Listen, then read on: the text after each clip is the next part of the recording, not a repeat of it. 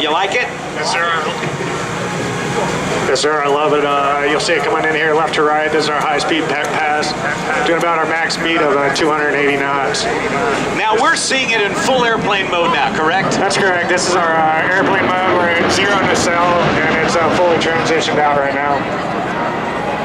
Tell you what, look at what we got. Here, we can put this on right now. Got it? Check 1, 2. Oh, here. Let's see, get the mic working there. Check, check, check, check, check. There it is. Okay, here we go. We can get a word. We got the mics working now. Thanks, you guys, very much. DJ, you work as a. You're not the pilot, but you know more than anybody else about the aircraft, right? Yes, sir. I'm as a crew chief. I'm also as a mechanic on the aircraft. So you know every system. Now, when TC talked about 0 nacelle, that means the actual compartment that houses the engine that turns the propellers or the rotor, or however it is. Yes, sir. 0 nacelle means it's full airplane. Yes, sir. It's at 0 degrees, full airplane, and going fast as it wants. Now that you can't take off and land with it as a full airplane because those rotors are a little on the large side.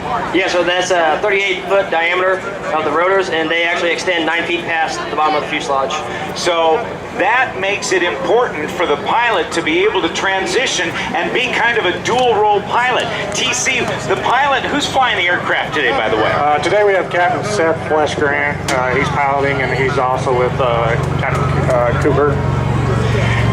So Flesh is out there, and he's working hard with his left thumb to turn it from an airplane into a helicopter right now. That's correct. In helicopter mode, we have all the same control uses that a helicopter does, but we have one extra component, which is our left thumb, and that's what's actually controlling the nacelle rate. You can see right now he's gone from the 0 that he was in an airplane, and right now he's probably at about 92 nacelle. So that's 92 degrees. He's actually got the nacelles going past the vertical, so it helps him slow down and maybe even back up. That's correct. We have the capability of bringing him back to 96, so 6 degrees past the 90-degree position, which allows us to do the backwards hover, and also helps us obviously slow it down on any approach. DJ, what kind of power from these engines do they generate for you? Both engines, they actually radiate about 6,150 shaft horsepower. That's a component in the back of the engine actually transferring all that power from the engine forward through the engine up to the gearboxes to turn the rotors. They are jet engines. Pratt & Whitney jet engines? Rolls-Royce. Rolls-Royce, okay. And that used to be Allison and Rolls-Royce, and yes, that's another historical merge that is just kind of amazing that it took 60 years to do it.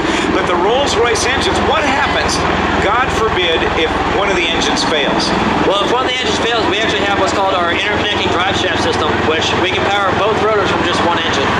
It runs all the way through the wing. Now, TC, when this aircraft is being flown as an airplane, it's pretty simple.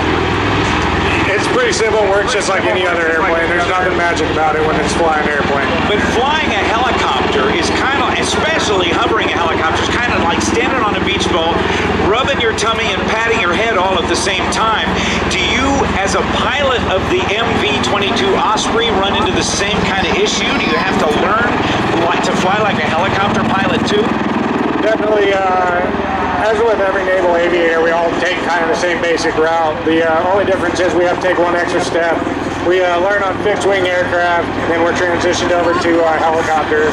And I actually do fly about 50 hours on helicopters to learn how to hover, and then I go back to a multi-engine training on a fixed wing. What's the load carrying capability of this thing, DJ? Is it a heavy lifter? No, it's a medium lift. Externally, we can carry up about maximum of 12,500 pounds externally. Plus, now, is that, when you say externally, is that equipment or is that armament? That's equipment that we have a pendant that hangs down from the middle of the aircraft to where we can actually go over, hover over it, have ground crews hook up the equipment, and we can actually take off with that sitting outside the airplane. You lift a Humvee with it? Yes, sir. And what about inside? Inside, we can carry up 24 combat loader troops, plus any amount of equipment that we can. Now, TC, I know that this is also qualified to fly aboard aircraft carriers, right? That's correct. Any Marine Corps aircraft that we have in our inventory is required to be able to go on an aircraft carrier.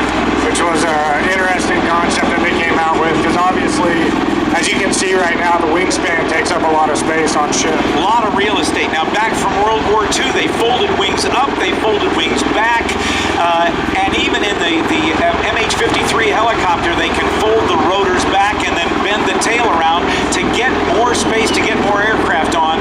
This looks like it would be nigh unto impossible to make small. As one of the many engineering feats that they came up with the MV-22, as you can see with the wingspan right now, we had to figure out a way to get that folded up on a ship to where we could carry a decent amount of aircraft. So what they came up with was a system. It's actually a push-button system. It's all automatic. It can be stood in the position you see right now. When it's stopped, we actually push a button, and the rotors will fold themselves up. The engines will start moving down in the down position, and then the wing will actually rotate 90 degrees to where the engine will be placed over the windscreen. The other engine will be back on the tail. So this 70-some foot, let's see, 38, 74, gosh, probably 80 feet of horizontal space folds up to an area not as wide as the twin tails. Is that right, DJ? Yes, sir. Yes, sir. It folds up to about, I believe it's about 18 foot width and 63 foot length, where we can store about a good number of aircraft on the carrier. Remarkable stuff. And you guys have been involved. You guys have been deployed to Afghanistan, to Iraq, and all over the place, haven't you? Yes, sir. The mission of the Osprey has been proven time and time again in many combat roles. Recently been off to Libya picking up a downed F-15 pilot, saving him, and also been very successful in Afghanistan with multiple deployments and Iraq. Tyler, how long have you been flying it? I've been flying for about a year and a half now. And where's home for you? What did you do before you became a Marine Corps Osprey pilot? I'm from Colorado. I actually came up enlisted as a Huey crew chief, and I made a transition off to officer and became a pilot. So that's why you have this special appreciation for the crew chief, doesn't it? Yes. Because yesterday he made the remark, so yeah, the crew chief knows everything, right? And you do Yes, have sir. to know a lot, don't you? Yes, sir. We have to know, pretty much all the systems. That way, if something goes wrong in the air, we're the subject matter experts to where we can fix it if needed. Now, let me go back to you, Tyler, on this. When you're flying an airplane, you've got, in your left hand, you've got your throttle or your power lever. In the right hand, you got the flight stick that comes up through the floorboards between your knees, and that controls left, right, up, and down.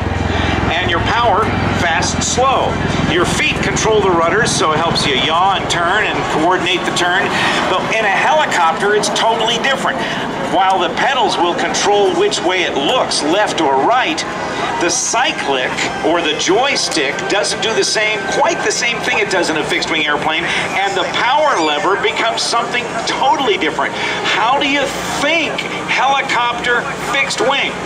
Well, that's one of the hardest things to get when you first transition to the Osprey. The flight controls will actually switch what they're doing at about 45 nacelle, which we try to stay out of that regime as much as we can because the controls do get sloppy, but in a helicopter, TCL will take you up and down. When you transition out, that makes you go forward and backwards. So it definitely is a mind swap trying to figure out where we're at exactly. I bet. Flying the aircraft today, again, Captain Seth Flesh Grant, Captain James Cooper Holt, Captain Chris Hoffa Ferris, Sergeant Daniel Howington, and Sergeant Frank Russett. And you got two crew chiefs aboard. Is that the deal, Dustin? Yes, sir. We usually fly with 2 crew chiefs. That way we got one person in the back. For when we go pick up troops, they can operate the ramp, and the crew chief up in the front is assisting the pilots with making sure everything's staying safe with the aircraft, and also helping look out for the lookout doctrine that we call it.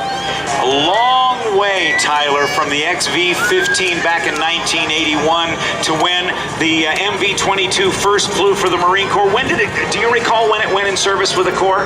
We actually started using it and deploying it about 10 years ago, and has had a great safety rating ever since then, and haven't had any malfunctions at all that have caused any mishaps. Now, I will tell you that sometimes the news media has said some things that have given it a kind of a checkered reputation, but I also am told that that it is not really a more extensive accident rate than other aircraft that have been in development. No, it's not. Every aircraft has issues when it's first being developed, and those have been worked out, and it's actually got the best safety rating of any rotary wing aircraft in the Marine Corps right now.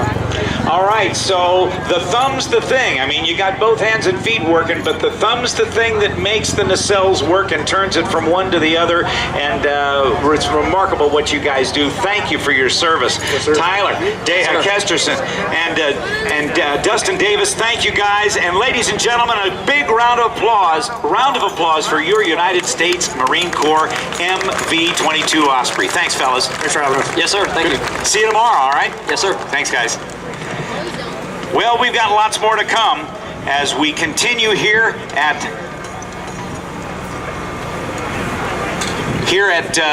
the 2012 Joint Service Open House. I just had my ear on our air boss, Wayne Boggs. If you look out to the right, you will